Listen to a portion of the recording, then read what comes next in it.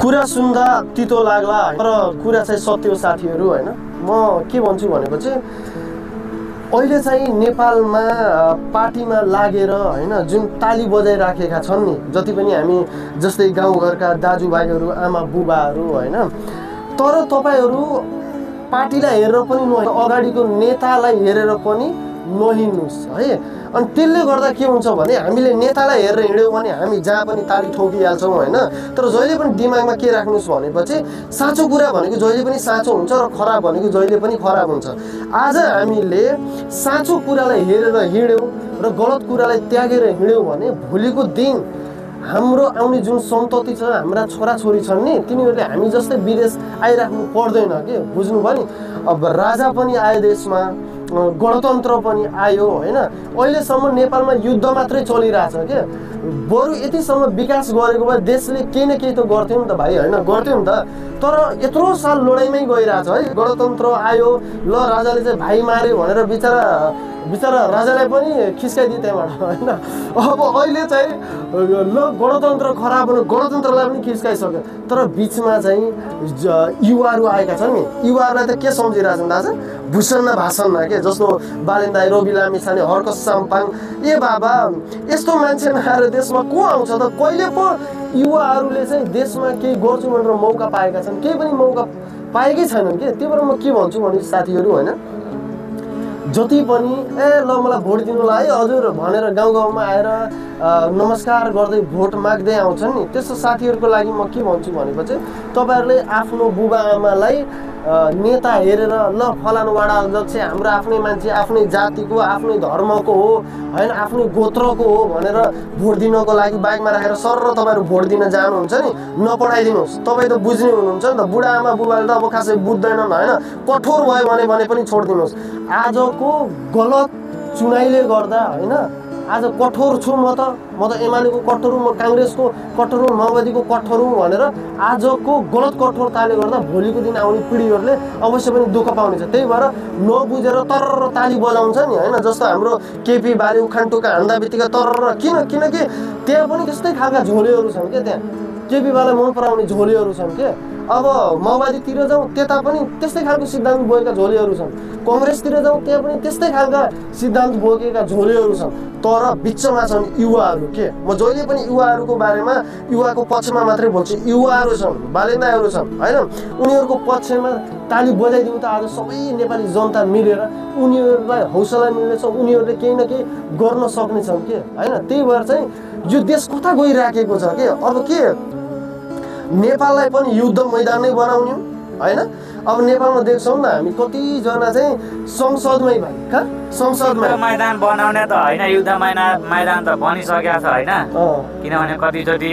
त्यो आन्दोलन गरेर मान्छे मारामार भइसकेको छ। अब युद्ध मैदान भन्ने त हैन नि, बनिसक्यो हैन। अब यही हो, गोली पनि चलिसकेको छ हैन, यो ब्लास्टहरू गर्ने मात्रै बाँकी छ अब युद्धको लागि, त्यति नै होइन। नत्र युद्ध मैदान त बनिसकेको छ नेपाल। अब राजा आउँदैछ, राजाको के अरे विरोधमा यता मलाई त केपी ओली देखेर अचम्म लाग्छ यार, अचम्म लाग्छ के। राजा जस्तो मान्छेले यदि जनताको इच्छा छैन भने जनताको खुसी चाहन्छु म कुर्सी छोड्छु भनेर विचार राजाले छोडेर हिँड्यो के। राजाले जनताको इच्छालाई बुझेर हिँड्न सक्यो भने यो केपी ओली बा भनेका को हुन् के नि बुढा यत्रो ढिट गरिरहेछन्, यत्रो घमण्ड छ, उडन ठाउला गफ हानेछ, ठेक्न टुप्पाको गफ दिया छ अनि उखान टुक्का हानेर हँसा छ। अनि ठ्याक्कै फेरि त्यस्तै मेलो मेसो मिलेका जनताहरू पनि मिलेका छन् कि फेरि तर ताली बजाइदिने खिट हाँस्दिने दाजुभाइहरू। आजको तपाईँ सुन्नुहोस् है, आजको तपाईँको यो हाँसो ठट्टा ताली बजाइले गर्दा अरू कसैले दुःख पाउने, हाम्रै तपाईँकै छोराछोरीले दुःख पाउने। भोलिको दिन खाडी मुलुकमा आएर दुःख गर्नु पर्दा कस्तो होला भनेर नेताहरूलाई अलिकति पनि लाज लाग्दैन हैन। अहिले यत्रो सोसल मिडियाको जमाना छ, कहिले सोसल मिडियामा प्लेनलाई धक्का लगाइराखेको देखिन्छ, कहिले यस्तो हुन्छ कि प्लेन उडिहाल्छ हैन, तलै हुन्छ। अनि यो अचम्मको कुराहरू छ यार, नेपालमा देख्न पाइन्छ त्यो। हेर्नुहोस् है अब कति चाहिँ प्लेन दुर्घटना भएर मरेको खबरहरू हुन्छ होइन हाम्रै नेपालमा होइन अनौठो घटनाहरू हाम्रो नेपालमा भइराखेको हुन्छ क्या कति ठाउँमा चाहिँ बाटो खराब भएर गाडीलाई धक्का लगाइराखेका हुन्छन् साथीहरू सरी म हाँसेँ होइन तर वास्तविकमा चाहिँ यो कुरा गर्दै गर्दा म साह्रै दुखी छु क्या साथीहरू हाम्रो देशको गतिलाई हेरेर विदेशमा चाहिँ जुन नेपाली विद्यार्थीहरू पढ्न गएका छन् नि उनीहरूलाई आज चाहिँ हाम्रो देशको गतिको बारेमा पढाइन्छ क्या बोर्डमा हेर तिम्रो देशमा गाडी धक्का लगाइराखेको हेर भनेर त्यहाँ चाहिँ यस्तो किसिमले देखाइन्छ किन थाहा छ अब त हामीले बाहिर आउनु पनि लाज लागिसक्यो क्या किनकि बाहिरको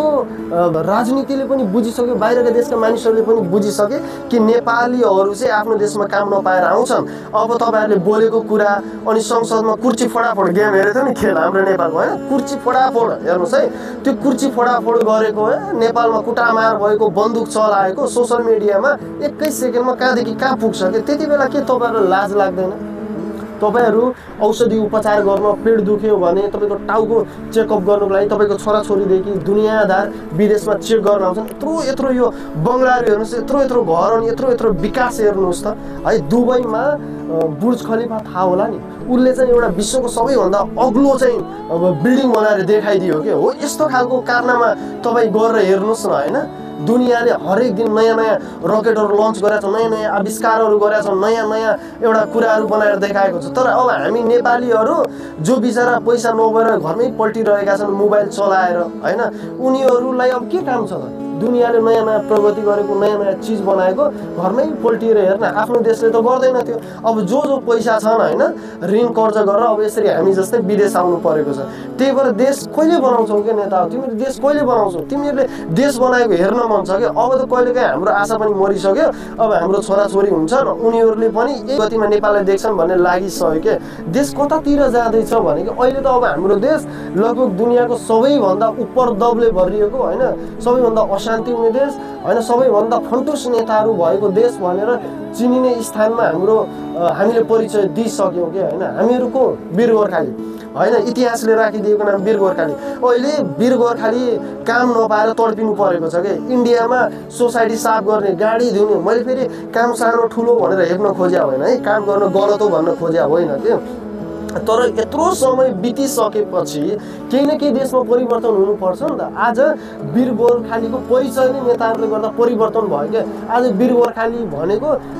हेला भएको नेपाली जात भइसक्यो के हेला भएको जहाँ गयो नेपाली भने चाहिँ सोच फरक छ हैन मानिसहरूले सोच्ने कुरा फरक छ आज जति पनि दिदी बहिनीहरू विदेशमा आए बिग्रिए भनेर वायत हल्लाहरू छ नि यो भनेको देशले गर्दा भएको बिजोग हो के अरु केही पनि होइन हैन आज धेरै युवाहरू विदेशिनु परेको छ नि यो नेपालको राजनीतिले गर्दा हो के हैन नेपालमा त तपाईहरुलाई राम्रो जब मिलेको छ नि त हैन फाइदाको जब मिलेको छ नि त हात मारे पनि भयो आफूले जे गरे पनि भयो पार्टीको अध्यक्ष आफै भने जे गरे पनि भयो हैन सबै आफै के सबै आफै सब आफ्नै हातमा यहाँ भर्खर हेर्नु न कुलमान घिसिङलाई यहाँ हटाएर आफ्नै सालोलाई राखेको छ हैन